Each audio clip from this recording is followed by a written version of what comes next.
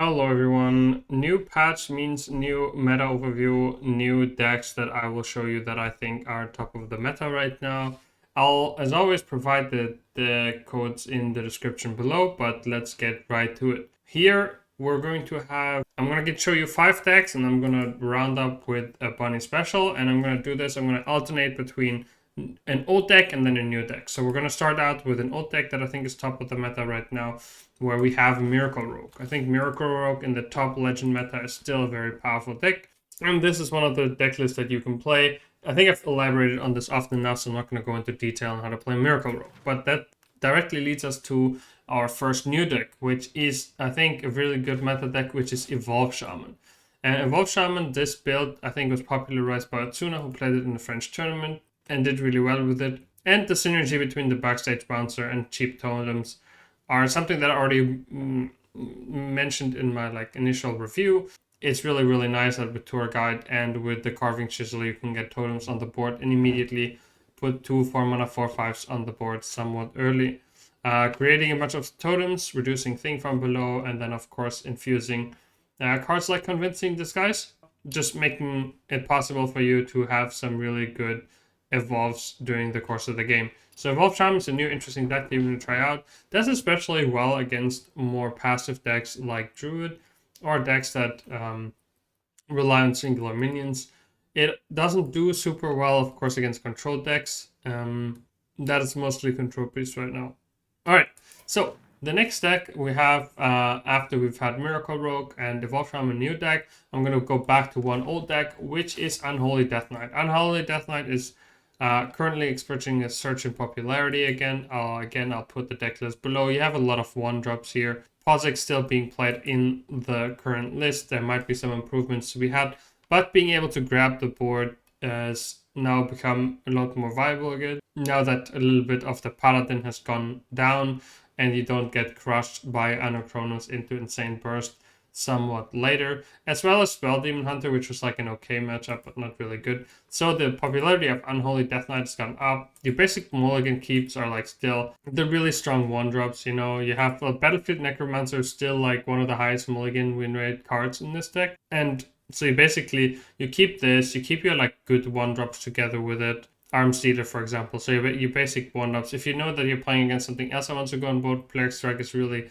an important tool.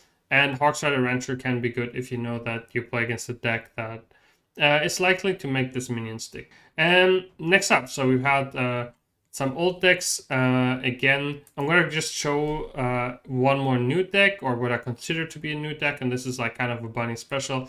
I don't think this is a top meta deck, but this is kind of fun. I'm currently experimenting around with Costume Singer and Objection in a 40 card mage. You can take out Lady Nazjar for a POSIX, or for like, I don't know, Theotar, or like another kind of tech card. Especially all the Restford Viper, the Smothering Starfish, the Lady Nazjar.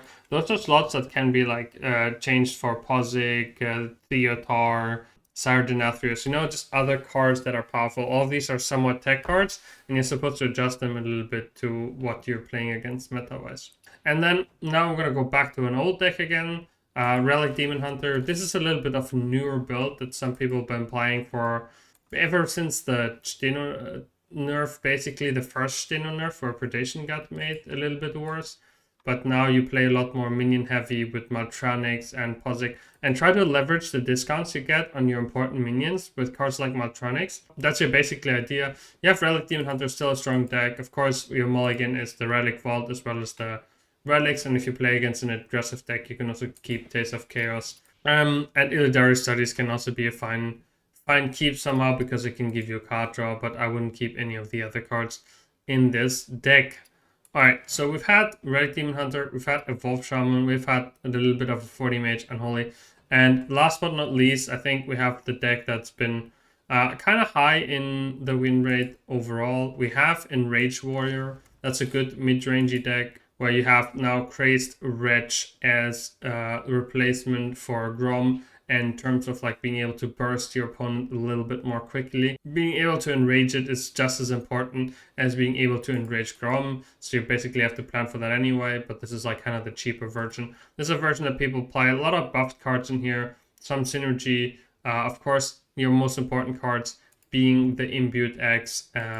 And regarding your mulligan, the cards you want to keep in your mulligan, of course, are the Foul Egg, because it's a really important 1-drop.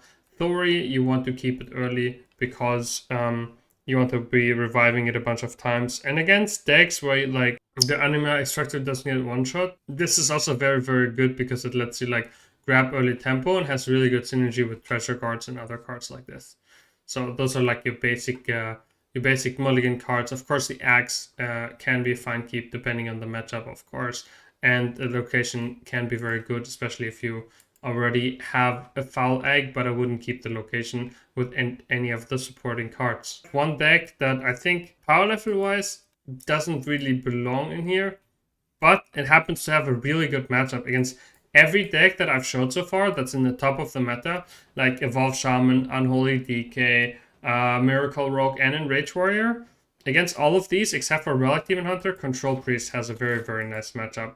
So Control Priest is definitely a deck that's worth considering. I've made a little bit of changes with like Fanboy in here, trying to test out some new cards, but you can of course naturally go back to your older list. For example, if you see that there's too many locations or there's too many weapons, you can go back to cards like Starfish, Theotar, Demolition Renovator, like just some tech cards that you feel fit well in the meta that can be appreciated. And yeah, this deck's also good against druids that you see every once in a while on ladder. So Control Priest is the last alternative, and that rounds up my deck selection for a deck overview in the new meta. I think Pure Paladin has lost a lot of popularity and has lost a lot of its strength.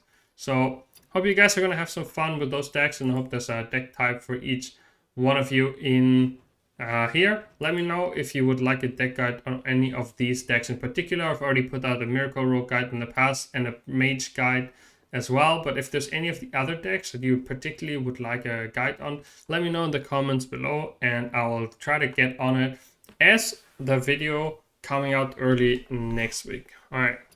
You guys have a good weekend. Always remember you're valuable and you matter. Bye-bye.